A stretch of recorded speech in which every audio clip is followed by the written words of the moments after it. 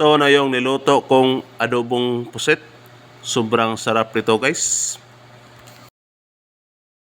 Ginisa ko na ang bawang, sibuyas, at saka atsal o bell pepper. Ito na yung pusit na aking lulutuin. Murang-mura lang ito guys. Siguro nasa 200 per kilo. Makatipid ka naman kasi may sabaw din.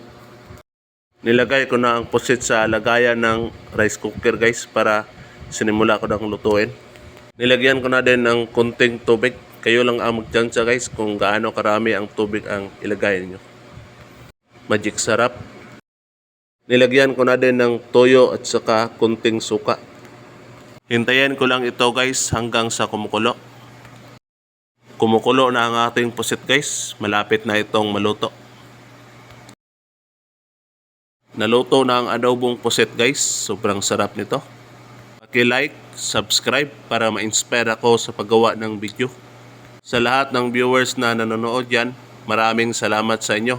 Hanggang dito lang po. Buhay probinsya.